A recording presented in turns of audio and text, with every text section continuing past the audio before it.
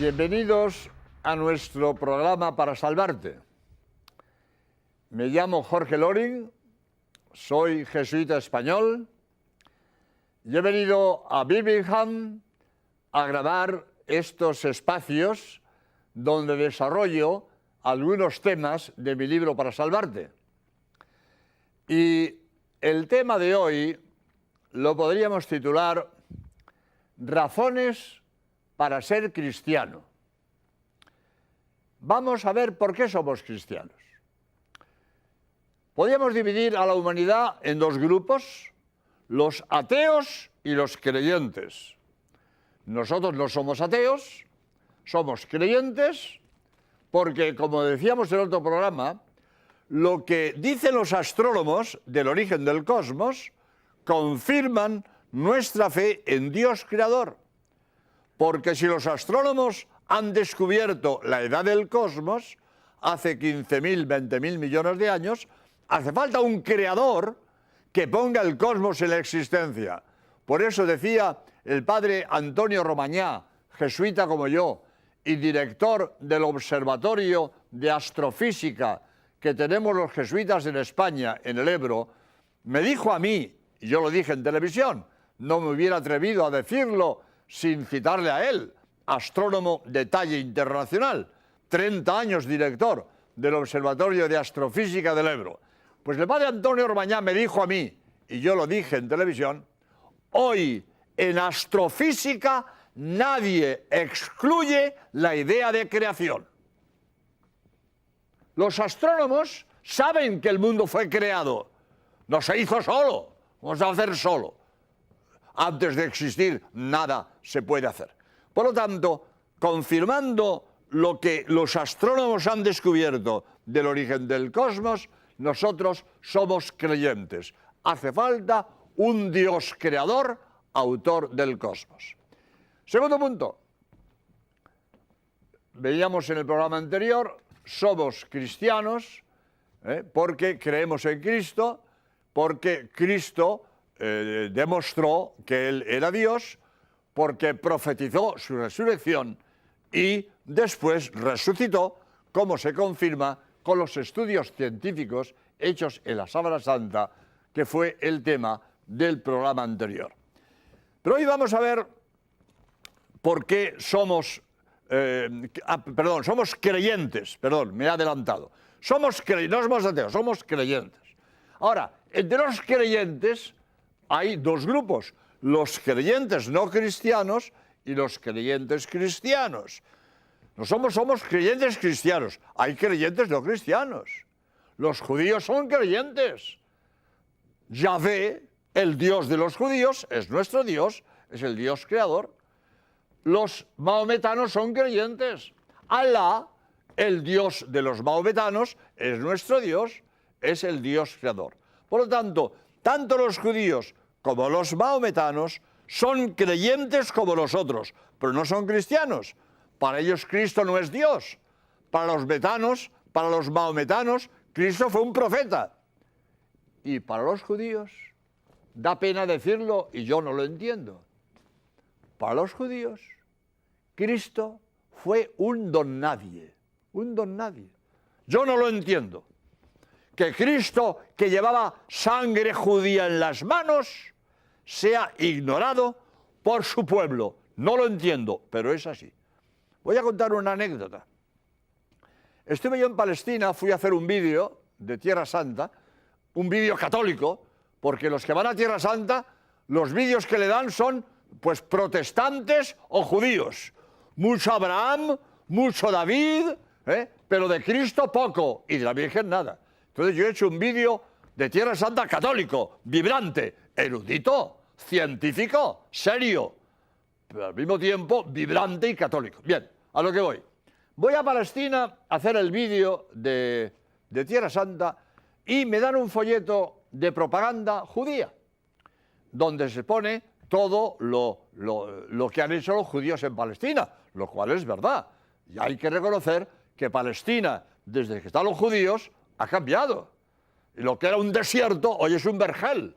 Han puesto regadíos, han levantado fábricas, universidades. Es decir, que los judíos han transformado Palestina, eso es evidente. Y en ese folleto ponía todas las obras de los judíos en carreteras, en urbanizaciones, en universidades, en hospitales, la gran obra de los judíos en Palestina. Bien. Y en ese folleto de propaganda judía en Palestina pone la lista de los judíos grandes de la historia.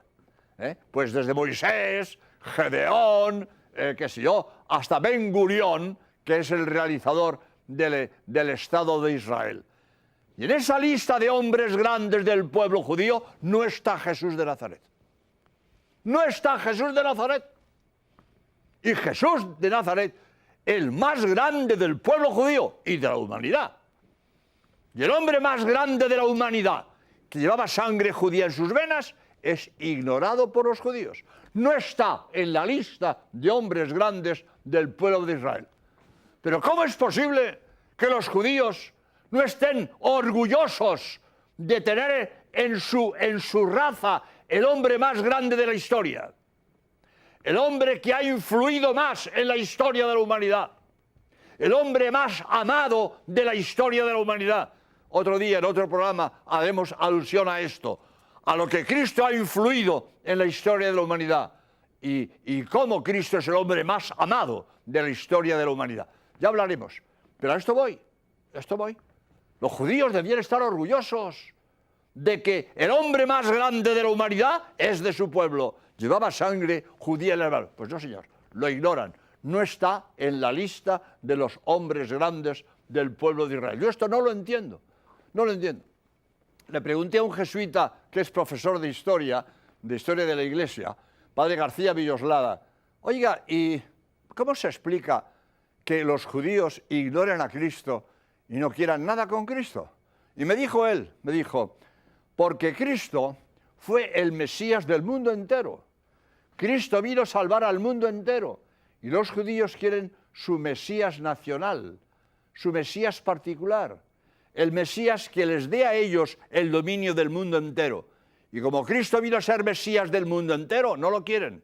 Están esperando su Mesías particular, el Mesías de ellos propio que les dé el dominio del mundo entero. Bien, será por eso, pero el hecho es inconcebible que el pueblo judío no esté orgulloso de que en su raza esté el hombre más grande de la historia. Ahora bien, voy a hacer una pequeña, porque creo que es verdad, que hay una reacción en el pueblo judío de acercamiento a Jesucristo. Yo recibo mensualmente una revista, que no sé, yo no domino el inglés, no sé si lo digo bien, pero a ver si me entendéis. Jews for Jesus. Los judíos por Jesús. Los judíos por Jesús. En Nueva York, estuve yo dando conferencias en Nueva York y veía chicas con esas camisetas que pone con nombres, y ponía también Jews for Jesus, los judíos por Jesús. Por lo tanto, hay un sector del pueblo judío que se acerca a Jesús. Eso es verdad. O sea, que hay un acercamiento del pueblo judío a Jesús. Pero este acercamiento, pues limitado de algunos grupos de judíos, no quita que en general el pueblo judío ignora a Jesús. Por lo tanto, me estoy extendiendo mucho, es cierto, los judíos son creyentes, pero no son cristianos. Y los mahometanos son creyentes, pero no son cristianos, porque todos adoramos al mismo Dios, pero no todos creen que Cristo es Dios. Nosotros somos creyentes y cristianos. ¿Por qué somos cristianos? Porque creemos que Cristo es Dios. Pues para llegar a esta conclusión voy a dar dos pasos. Primero, que Cristo fue un hombre de la historia y que Cristo demostró que Él era Dios. Vamos a detenernos en la primera parte. Jesús, hombre de la historia. Porque hoy se niega todo. Yo suelo decir, cuando hablo de esto, es imposible inventar una nueva barbaridad. Porque todas las barbaridades posibles ya se han dicho. No es posible inventar una nueva barbaridad, porque cualquier barbaridad que digas ya la ha dicho antes alguien antes que tú. Pues una de las barbaridades que se han dicho, que Cristo es un mito, que Cristo no existió, que eso le decimos los cristianos, que es un cuento chino. Cristo no existió, esto escrito en los libros, escrito, que Cristo no existió, que es un mito de los cristianos. Pues primer punto, Cristo existió. Cristo fue un hombre de la historia. Y para fundamentar nuestra creencia en el Cristo histórico, vamos a empezar por historiadores no cristianos. Historiadores no cristianos. Cristo está en los historiadores del imperio. Un Plinio el Joven, un Flavio Josefo, un Tácito, un Suetonio. No eran cristianos, eran paganos. Eran historiadores del imperio. Y hablan de Cristo. Hombre, le dedican 3 líneas, 5 líneas. Pero no es poco que un historiador del imperio romano, con la cantidad de gente importante que había en el imperio romano, que dominaban toda la civilización mediterránea, con tantísima gente importante del imperio romano, le dediquen 3 líneas, 5 líneas a un carpintero de pueblo que murió ajusticiado en un patíbulo. Pero ¿cuántos carpinteros de pueblo hubo en el imperio romano y no han pasado en la historia? ¿Y cuántos ajusticiados en patíbulos en el imperio romano y no han pasado en la historia? ¿Por qué Cristo pasó a la historia? ¿Por qué Cristo, carpintero de pueblo, que murió ajusticiado en un patíbulo, ha pasado a la historia? ¿Por qué? ¿Por qué? Voy a decir, ¿por qué? ¿Por qué? Voy a leer en mi libro Para Salvarte, donde he puesto todo lo que sé, por eso está tan gordo, y ahora lo llamo Enciclopedia del Católico, porque aquí he puesto todo lo que sé. Para hacer este pequeñez me he leído más de 1.600 libros, y he puesto en mi libro lo mejor que he encontrado en 1.600 libros, más de 1.600 libros que he leído. Y aquí, citando a Flavio Josefo, dijo, apareció un tal Jesús que hizo obras maravillosas. Él, para él, dice, si se le puede llamar hombre, porque hizo obras maravillosas. Para un romano, en el Olimpo había multitud de dioses. Por lo tanto, para él, Jesús puede ser un dios más, no nuestro Dios, el Dios único, creador del cosmos, para él no. Pero es interesante que un historiador del imperio reconozca la existencia de un tal Jesús de Nazaret, si le podemos llamar hombre, porque hizo obras maravillosas. Estos historiadores del imperio. Y Suetonio, Plinio el Joven, Flavio Josefo, le dedican 3 líneas, 5 líneas, pero aquí cito, he leído uno, pero cito lo que dicen los distintos historiadores de Jesús de Nazaret. Por lo tanto, punto primero, Jesús está en los historiadores del Imperio Romano. Por lo tanto, todo el que me diga que Jesús es un mito, que no existió, que es un invento de los cristianos, pues o no sabe lo que dice o miente, que es peor. Tanto, Cristo fue un hombre de la historia y de él sabemos algo por los historiadores del imperio. Pero sabemos mucho más de Cristo. Sabemos mucho más de Cristo. Porque tenemos la vida de Cristo escrita por los que convivieron con él, por los que vieron lo que hizo, por los que oyeron lo que dijo, contemporáneo de Jesús, que cuentan lo que vieron y lo que oyeron. Dice el evangelista San Juan, lo que mis ojos vieron, lo que mis oídos oyeron, de eso doy testimonio. San Juan afirma, doy testimonio de lo que he visto y de lo que he oído. Y cuando yo tengo el testimonio de un testigo presencial, esto es lo más firme, lo más seguro. La mayor confianza para mí de un relato es que ese relato sea de contemporáneos, de testigos presenciales. Voy a contar una anécdota, o dos anécdotas. Daba yo conferencias en Palma de Mallorca, en España, y yo estuve 15 días, una semana en un sitio, otra semana en otro, y el domingo intermedio me meten en un coche, me dan una vuelta para enseñarme las bellezas de la isla. Mallorca es muy bonita, está llena de turistas siempre, hay unas cuevas de estalactitas y estalagmitas, Artà, el Drac, etc. Entonces me dan una vuelta por la isla de Mallorca y fuimos a comer, creo, paramos en la bahía de Santa Ponsa, una pequeña cala, una bahía pequeñita que hay allí en la isla de Mallorca. Y en esa bahía de Santa Ponsa hay un monumento que pone: aquí desembarcó Jaime I el Conquistador en 1225, creo que es. 1200, veintitantos. Bien, un monumento. Jaime I el Conquistador, pues iba con su escuadra catalana y valenciana, iba a conquistar Mallorca y tuvo una tormenta, desarticuló la escuadra y parte de la escuadra se refugió en Pollensa, que es una bahía que hay más al norte, y él se refugió en la bahía de Santa Ponsa y allí desembarcó 1225, pongamos. Bien. Bueno, pues sí, será verdad, será verdad. Yo no tengo por qué dudar de que ahí desembarcó Jaime I el Conquistador en 1225, por ejemplo. Pues sí, pero vete a ver, de 1220 y tantos, lo que ha llovido. Ah, es que hay documentos. Sí, bueno, hay documentos. Bueno, vete a ver. Pero ¿cómo va a tener para mí el mismo valor esa conmemoración de que en 1220 y tantos desembarcó Jaime I el Conquistador?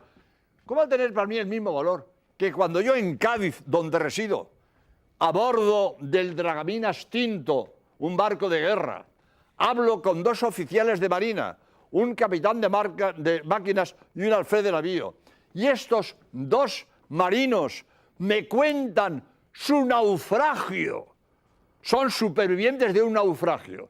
Y ellos me cuentan cómo fue el naufragio y cómo sobrevivieron al naufragio. Pues cuando a mí estos dos marinos me hablan de su naufragio y de la operación de salvamento, para mí tiene mucho más valor lo que me dicen esos testigos de su naufragio que ese monumento en Santa Ponsa del desembarco de Jaime I el Conquistador en 1220 y tantos. ¿Cómo va a tener el mismo valor? Por lo tanto, si a mí un hecho me lo cuentan testigos, tiene mucho más valor que todos los documentos que me encuentren los archivos. Por tanto, primer punto, los evangelios están escritos por testigos que vieron lo que cuentan, que oyeron lo que cuentan, o por quienes hablaron con testigos. Por ejemplo, San Lucas dice en su evangelio que antes de escribir se ha informado cumplidamente de todo lo que pasó. San Lucas no fue apóstol, San Lucas no fue con Cristo por Palestina, San Lucas no oyó lo que Cristo predicó, pero San Lucas dice en el evangelio que me he informado adecuadamente de todo lo sucedido y eso es lo que escribo. Por lo tanto, los evangelios o escritos por testigos de los hechos o escritos por evangelistas que se informaron adecuadamente antes de escribir lo que dicen. Por lo tanto, primer punto, para tener confianza en que los evangelios dicen la verdad, que están escritos por testigos que vieron lo que cuentan y oyeron lo que cuentan. Segundo punto, es muy importante. Los evangelios se han escrito para testigos de los hechos. No solo por testigos, para testigos. Para gente que conocía los hechos. Aquella primera generación conocía lo que había pasado. Muchos estuvieron delante de los milagros que hizo Cristo o convivieron con gente que habían estado delante. Por lo tanto, aquella primera generación que recibió los evangelios sabían muy bien lo que había pasado, porque ellos habían estado delante o habían hablado con personas que habían estado delante. Por lo tanto, un escrito que se escribe para testigos de los hechos, o dicen la verdad, o hubieran sido rechazados, Si los evangelios no hubieran dicho la verdad, aquella primera generación hubiera rechazado los evangelios como mentirosos, porque cuentan lo que no fue, porque ellos estaban delante y saben lo que pasó. Si los evangelios no dicen la verdad, hubieran sido rechazados. Voy a contar una anécdota que confirma esto. Daba yo conferencias en Barcelona, en los talleres Vulcano, son unos astilleros que hay en el muelle de Barcelona. y hablaba yo a 1000 obreros que había allí en una gran nave, hablaba a 1000 personas, 1000 hombres había allí. Y yo hablaba un martes, hablaba de esto un martes. Y el domingo anterior habían jugado al fútbol en Barcelona 2 equipos rivales en primera división. Uno se llama el Barcelona y otro el Español. Pues los 2 equipos rivales en primera división que habían jugado el domingo anterior, pues me parece recordar, creo que era así, ganó el Barcelona 3-2. Creo que sí. Ganó el Barcelona 3-2 al Español. Y yo me inventé aquello y me salió muy bien y por eso lo repito. Yo le digo a los 1000 hombres que tengo delante, si yo escribo la crónica del partido del domingo y cuento cómo el Español le metió 5-0 al Barcelona, y me callo. Un rugido salió de aquella masa de hombres, porque 1000 hombres haciendo un comentario, cada uno dijo una cosa, que ha dicho el padre, que ganó el Español, si ganó el Barcelona, si fueron 3-2, si yo estuve en el partido, si lo oí por la radio, si me lo dijo un vecino. Cada uno dijo una cosa, pero 1000 hombres haciendo un comentario, de aquella masa salió un rugido, y yo digo, basta, basta, basta. ¿Os habéis dado cuenta? ¿Os habéis dado cuenta? Todos sabéis que ganó el Barcelona 3-2. Si yo os digo que ganó el Español 5-0, fíjate la que se arma. ¿No aceptáis mi crónica? Y si pongo mi crónica en el periódico y pongo mi dirección, arreglado estoy. Porque los testigos del partido saben que ganó el Barcelona 3-2. Y si yo digo que ganó 5-0, me rechazan mi relato. Por lo tanto, cuando yo hablo a testigos de los hechos, o digo la verdad o me rechazan mi relato. Los evangelios, no hay un solo documento que contradiga los relatos evangélicos, ni uno. Y los evangelios se guardaban con tal veneración, se guardaban como oro en paño, se copiaban a mano, que no había imprenta. Y el que quería los evangelios se los tenía que copiar a mano.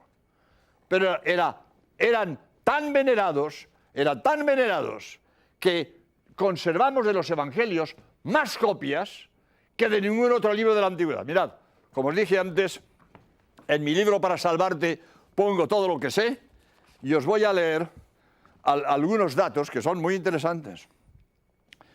De la cantidad, bueno, si no lo digo de memoria, porque si no perdemos tiempo y me queda poco tiempo, de la cantidad de manuscritos que tenemos de los santos evangelios.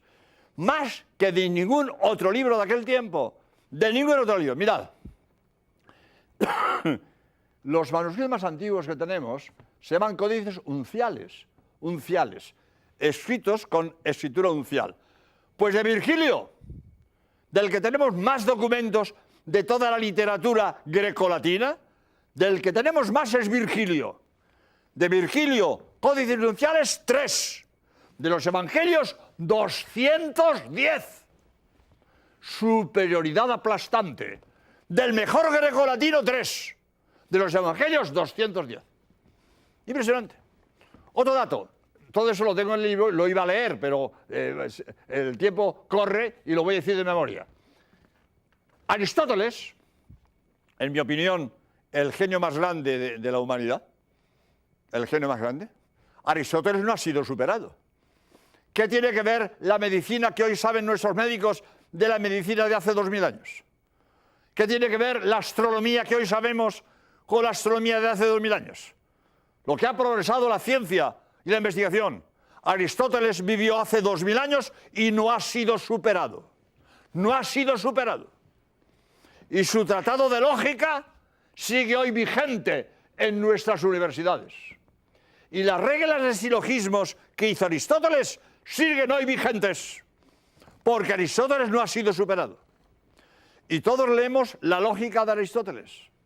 Y cuando leemos la lógica de Aristóteles, sabemos que ese libro lo escribió Aristóteles. Pues resulta que la copia más próxima a Aristóteles que conservamos es 1000 años posterior a Aristóteles. Originales no. ni de Aristóteles ni de los evangelios. Originales no tenemos, porque se escribía en papiro, un material deleznable que se estropea. Originales ni de evangelios ni de ningún libro de aquel tiempo. Originales no, tenemos copias. Pero las copias que tenemos de Aristóteles son 1000 años posterior a Aristóteles. Y de los evangelios tenemos copias, todo eso lo iba a leer pero para que os deis cuenta de la exactitud, pero me lo sé bien y creo que lo puedo decir de memoria. Copias de los evangelios. Tenemos el papiro Bodmer II, que se conserva en Ginebra, en la Biblioteca de Coligny. El Bodmer II papiro de los evangelios, 100 años posterior a los evangelios. ¿Nos fiamos de un manuscrito de Aristóteles que dista más de 1000 años? Tengo un manuscrito de los evangelios que distan 100 años de San Juan. Más. En Manchester, el papiro Rylands es 35 años posterior a Juan. ¿Me estoy fiando de un manuscrito de Aristóteles que dista más de 1000 años? Tengo uno de San Juan que dista 35 años. Y más, porque tengo que terminar ya, más. Un padre jesuita catalán, como yo, en fin, se llama Padre O'Callaghan, ha descubierto en el Mar Muerto, en el Qumran, un manuscrito de San Marcos 10 años posterior a San Marcos. 10 años. Impresionante. Es decir, ¿qué hay que decir con esto? Porque tengo que terminar. ¿Qué hay que decir con esto? Que tenemos de los evangelios mejores copias que de todos los libros de aquel tiempo. El que no crea en los evangelios no tiene derecho a creer ningún libro de la historia. ¿Con qué derecho creo yo en la guerra de las Galias de Julio César o en la Anábasis de Jenofonte si de esos libros tengo menos documentos que de la Sábana Santa? El que no crea en el evangelio no tiene derecho a creer nada de la historia. Yo creo en el evangelio porque es un libro que, estudiado científicamente, tiene las mejores garantías de autenticidad. Por eso soy cristiano y creo en el evangelio. Pues muchas gracias y hasta el próximo programa, si Dios quiere.